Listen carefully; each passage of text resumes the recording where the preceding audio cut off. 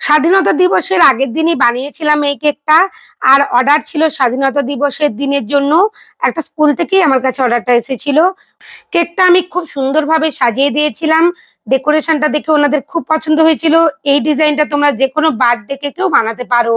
দেখো এখানে আমি 2 পাউন্ডের একটা কেক রেডি করেছি 9 ইঞ্চির মোল্ডের মধ্যে। যেহেতু স্কুলের জন্য ছিল তো একটু বড় করেই করতে হবে বলে দিয়েছিলেন ওনারা, তো সেই জন্যই দেখো এখানে আমি বড় করে একটা বেশের মধ্যে কেকটা বেক করে নিয়েছি। আর লেয়ার কাটটা রেখেছি, কারণ তোমরা যারা নতুন কেক বানাচ্ছ লেয়ার কাট করতে গিয়ে অসুবিধে পড়ো। দেখো দেখানো টেকনিক অনুযায়ী তোমরা কিন্তু ভিডিও যেভাবে দেখিয়েছি সেভাবে বানালে তোমরা কিন্তু পারফেক্ট ভাবে একটা লেয়ার কাট করতে পারবে। এখানে দেখো বোর্ডের মধ্যে আমি প্রথম স্পঞ্জটা বসিয়ে দিয়েছি। অবশ্যই ক্রিমটা লাগিয়েই বসিয়েছি, নাহলে ডেলিভারি করবার সময় কিন্তু কেকটা সরে যেতে পারে বোর্ড থেকে। এরপর আমি সুগার সিরাপ দিয়ে সোপ করে নিলাম। আর পরিমাণ মতন এখানে লেয়ারের মধ্যে আমি ক্রিম দেব। ক্রিমটা ভালো করে দেখো প্যালেট নাইফ দিয়ে স্প্রেড করে নিচ্ছি। আমি একটু বড় প্যালেট নাইফই নিয়েছি, কারণ এখানে বেসটা অনেকটাই বড় ছিল। বড় প্যালার নেপ দিয়ে কাজ করলে তাহলে পারফেক্ট ভাবে কাজগুলো তাড়াতাড়ি করা যাবে। এখানে ম্যাঙ্গো কেক যেহেতু ছিল তাই ম্যাঙ্গো ক্রাশ দিয়ে দিয়েছি। তোমাদের কাছে যে কোনো ফ্লেভারের অর্ডার এলে তোমরা ফিলিং এ যে কোনো ক্রাশ দিতে পারো। স্ট্রবেরি এলে বা পাইনাপেল এলে ওগুলো তোমরা ক্রাশ দিয়ে করে নিতে পারো, যে যেমন ফ্লেভারের চাইবে সেভাবেই করে দেবে। এখানে দেখো দ্বিতীয় স্পঞ্জটাও আমি বসিয়ে দিয়েছি। একই রকম ভাবে সুগার সিরাপ দিয়ে সোপ করে নিলাম। পরিমাণ মতন ক্রিম দিয়ে দিয়েছি। একেবারে সাইডের অংশ থেকে আমি ক্রাম কোটিংটা করে নিচ্ছি। ক্রাম কোটিংটা অবশ্যই কিন্তু এভাবেই করে চলে যাবে একেবারে, তাহলে কাজ করতে খুব সুবিধে হবে। একই রকম ভাবে আবারও আমি দেখো এখানে এক্সট্রা করে বেশি করেই কিন্তু যে ম্যাঙ্গো ক্রাশ সেটাই দিয়েছি, যেন প্রত্যেকটা বাইটে খুব ভালোভাবে মুখের মধ্যে ক্রাশটা পড়ে, তাহলেই খেতে ভালো লাগবে। এরপর তৃতীয় স্পঞ্জটাও বসিয়ে দিয়েছি। একই রকম ভাবে সুগার সিরাপ দিয়ে সোপ করে নিয়ে চারিদিকে দেখো ক্রিমটা আমি প্যালেট নাইফের সাহায্যে স্প্রেড করে নিয়েছি সমানভাবে। আর সাইডের অংশ থেকেও কিন্তু আমি একেবারে ক্রাম কোটিং করে নেব। এভাবেই কাজগুলো ভিডিও দেখানো প্রসেস অনুযায়ী করে নিও। ভিডিও হয়তো মনে হচ্ছে খুবই দ্রুত কাজগুলো করছি, কিন্তু খুবই ধীরে ধীরে কাজগুলো করতে হয়েছে, কারণ স্পঞ্জটা ভীষণই নরম হয় আমি যেভাবে স্পঞ্জ বানাই। তো ধীরে ধীরেই কাজগুলো করতে হবে। বোর্ডটা অবশ্যই ক্লিন করে ক্রাম কোটিং করে ফ্রিজের মধ্যে 30 মিনিট রেখে দিতে হবে। আমি 30 মিনিট রেখে দিয়েছিলাম। এখানে একটু বাটার ক্রিমের মতন কালার রেডি করেছিলাম ক্রিমের, তো সেটা দিয়েই দেখো খুব সুন্দর করে সাইডের অংশ থেকে আমি একেবারে ফিনিশিং করে নেব। অল্প অল্প করে ক্রিম দিয়ে ফিনিশিংটা করব। বেশি ক্রিম ইউজ করার কোনো প্রয়োজন নেই, যেহেতু আমি ক্রাম কোটিং করে ফ্রিজের মধ্যে কেকটা সেট করে দিয়েছিলাম। তাই খুব সুন্দর করে দেখো অল্প অল্প করে এখানে আমি ক্রিম লাগাচ্ছি। আর প্যালেট নাইফ দিয়ে একটু আগু পিছু করে প্যালেট নাইফটা ফিনিশিংটা এসেই যাচ্ছে। খুব ভালো করে ফিনিশিং এসে যাচ্ছে, কোনো অসুবিধে হচ্ছে না। আর উপরের অংশ থেকে আমি একটু পিঙ্কের কালার করতে চেয়েছিলাম, পিঙ্কেশ কালার, তো একটু পিঙ্ক কালার মিশিয়ে নিয়েছিলাম ক্রিমের সাথে।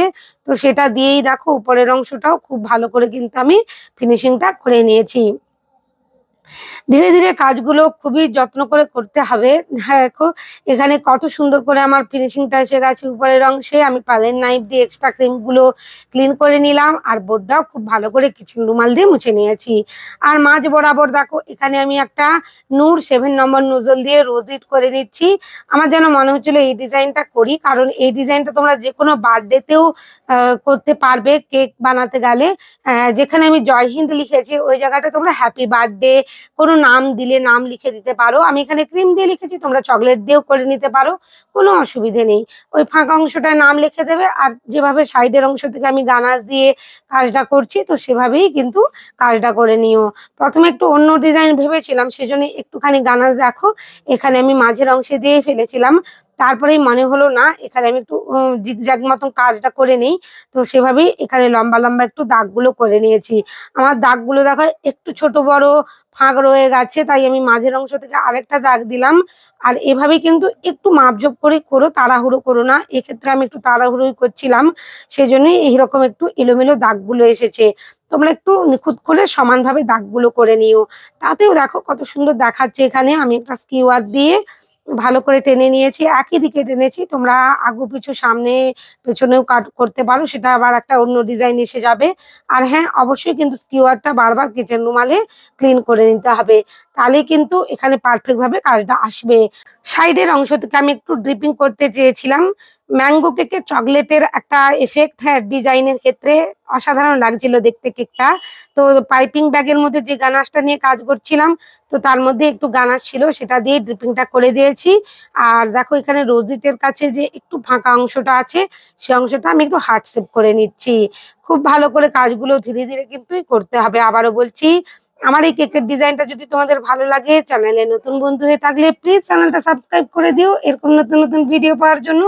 আর হ্যাঁ, লাইক শেয়ার কমেন্ট করতে ভুলো না। তোমাদের লাইক শেয়ার কমেন্ট আমাকে নতুন নতুন কাজ করতে উৎসাহিত করে।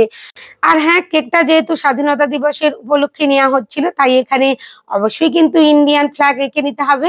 তাই দেখো এখানে অরেঞ্জ, হোয়াইট আর গ্রিন কালারের ক্রিম দিয়ে খুব সুন্দর করে আমি কিন্তু ইন্ডিয়ান ফ্ল্যাগটাও করে নিয়েছি ছোট্ট করে একেবারে। আর যে আমি ইন্ডিয়ান ফ্ল্যাগ চকলেট বানিয়েছিলাম, সেটাও এখানে বসিয়ে দিয়েছি। এরপর জয় হিন্দ লিখে দেব। তোমরা এখানে, আমি যেহেতু এটা স্বাধীনতা দিবসের উপলক্ষে বানিয়েছিলাম, তাই জয় হিন্দ লিখেছি, বা হ্যাপি ইন্ডিপেন্ডেন্স ডেও লিখতে পারতাম, কোনো অসুবিধে নেই। তোমরা এখানে নাম লিখে নেবে। এই ডিজাইনটা খুব সুন্দর দেখাচ্ছিল, তোমরা কিন্তু এরকম ডিজাইনের কেক বানিয়ে নামটা লিখে নেবে, দেখবে খুব সুন্দর দেখাবে। আমার ফাঁকা অংশটা যেভাবে আমি লিখেছি ওভাবেই।